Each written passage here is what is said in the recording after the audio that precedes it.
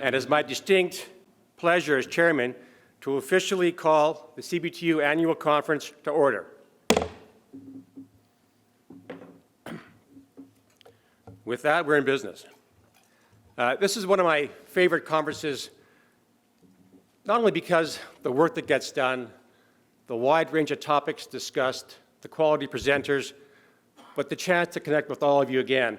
And last night was a testimony to that. To shake somebody's hand, to look at somebody in the eye and share stories in the past, it's really an honor and a privilege. And it's not over Zoom, so it was nice. 10 years ago today, I was elected chairman of the executive board, and time has flown by so quickly. As you might notice, I got a little grayer. Over my time as chairman, I've been able to visit many of your job sites across this country. And I do this to better understand the challenges our members face and the respective changes to our industries, all of which helps guide the work of the Canadian Executive Board and the decisions we make.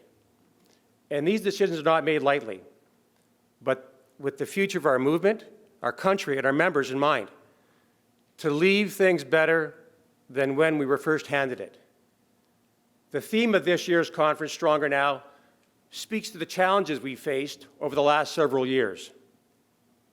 Changes in safety regulations, lockdowns, restrictions, social distancing, recognizing the desperate need for better sanitation on work sites, and so much more.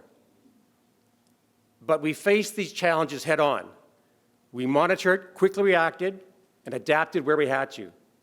Our members continue to show up on the job site day after day, committed to working safely. And it hasn't been easy, but we are stronger now for the adversity we faced.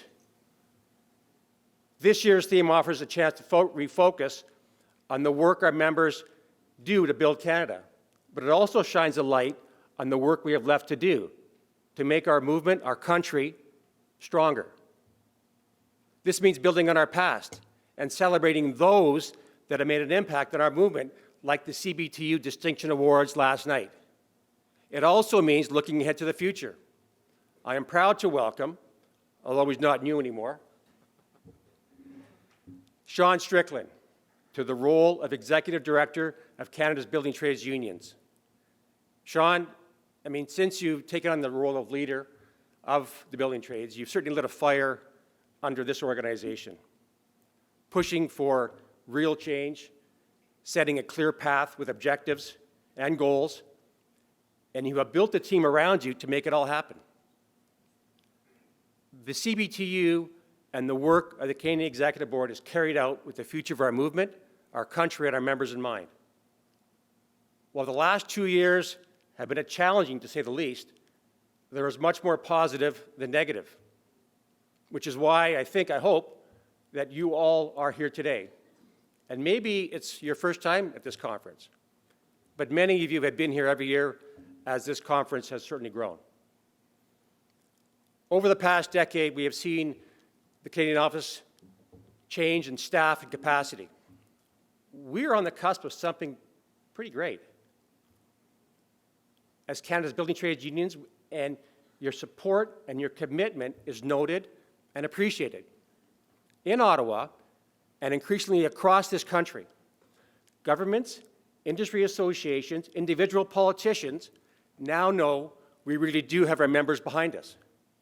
We are working incredibly hard to develop positions that advocate on your behalf. We need your assistance, though, by simply taking the materials that we create, the message that we send out, the information we share, back to your membership, so that governments in particular can see that we really do speak for the 600,000 working Canadians and their families. I want to say a few words before I conclude. Last night we listened to the videos of a few of the Canadian directors. Their comments were spot on.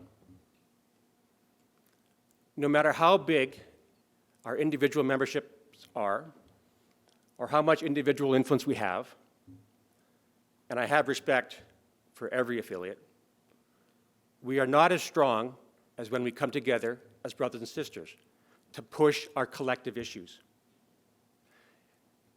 It takes three things for us to be successful politically. One, a strong CBTU national office in Ottawa that can open doors to governments and individual politicians, and we have Sean and his team to do that. Check mark.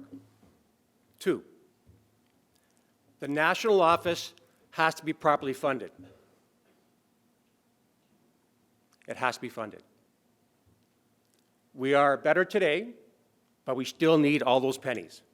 They add up, and they help us do our work. Two, last point. We have to show governments and individual politicians that our members in all corners of Canada want to be heard. No one speaks louder or has the influence with governments than when our collective membership speaks up, in all major cities and in rural areas. Nothing motivates an individual politician as when his own constituents want to be heard. And when local members, the constituents, hold their member of parliament accountable. It's already proven. Sean and his team can do their job. We, me, all of us, we need to have his back.